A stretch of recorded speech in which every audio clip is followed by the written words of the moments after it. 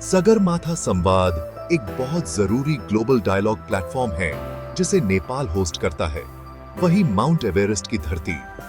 ये फोरम दुनिया भर के लीडर्स, पॉलिसी मेकर्स और एक्सपर्ट्स को एक साथ लाता है ताकि वो ग्लोबल इश्यूज पर बात कर सकें। नेपाल, जो क्लाइमेट चेंज की मार सबसे पहले झेल रहा है, इस बात पर जोर देता है कि हमें मिलकर सॉल्यूशंस ढूंढने की कितनी जरूरत है। हिमालय के पिघलते ग्लेशियर्स लाखों लोगों के लिए पानी की सिक्योरिटी को खतरे में डाल रहे हैं। सगरमाथा संवाद पहाड़ी देशों की आवाज को और बुलंद करता है, जो ज्यादा वल्नरेबल हैं।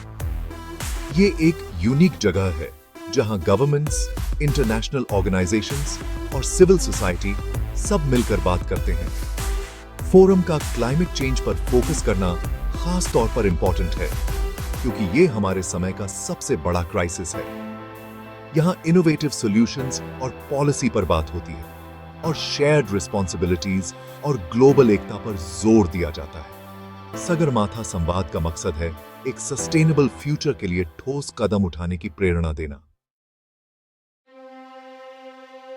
सगरमाथा संवाद के दौरान हिमालय के ग्लेशियर्स का पिघलना बड़ी नदियों को पानी देते हैं और इनका कम होना खतरा है। बढ़ती आपदाओं का डर है।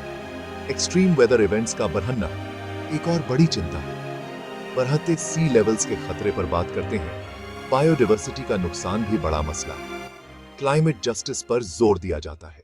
स्पेस रिसर्च हमें क्लाइमेट चेंज को समझने के लिए बहुत पावरफुल टूल्स देता है। धरती के चक्कर काटते सैटेलाइट्स हमारे प्लैनेट के सिस्टम्स पर लगातार नजर रखते हैं। ये डेटा क्लाइमेट साइंस और मॉडलिंग के लिए बहुत जरूरी है।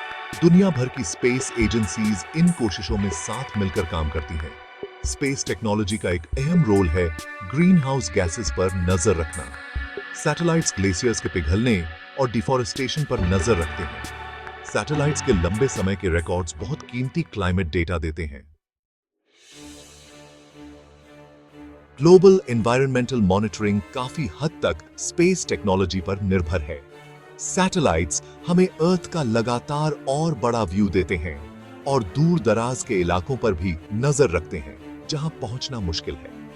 इनसे मिला data disaster management, resource management और एनवायरमेंटल प्रोटेक्शन में मदद करता है। सैटेलाइट्स हरिकेन्स, साइक्लोन्स और टाइफून्स के लिए अर्ली वार्निंग्स देते हैं और आपदाओं के बाद नुकसान का अंदाजा लगाने में मदद करते हैं। ये एक्टिव वोल्केनोज, भूकंप वाले इलाकों और जंगलों की आग पर रियल टाइम में नजर रखते हैं। सैटेलाइट डेटा से फ्लड मैपिंग करने पर रिस्पॉन्स प्लान करने में मदद मिलती है। स्पेस टेक्नोलॉजी समंदरों पर नजर रखने, सी सरफेस टेम्परेचर, ओशन कलर मापने और ओशन करंट्स को ट्रैक करने के लिए बहुत जरूरी है। एग्रीकल्चर को भी स्पेस बेस्ड मॉनिटरिंग से फायदा होता है, जैसे सॉइल मॉइस्चर और पौधों की हेल्थ का पता लगाना, सिंचाई को ऑप्टिमाइज करना और फसलों की बीमारियों का पता लगाना। क्लाइमेट पर बातचीत को स्पेस रिसर्च के साथ जोड़ना बहुत जरूरी है। स्पेस टेक्नोलॉजी हमें इन्फॉर्म डिसीजन मेकिंग के लिए जरूरी डेटा और इंसाइट्स देती है। पॉलिसी पर बातचीत साइंटिफिक सबूतों पर आधारित होनी चाहिए और स्पेस रिसर्च ऐसे बहुत सारे सबूत देता है।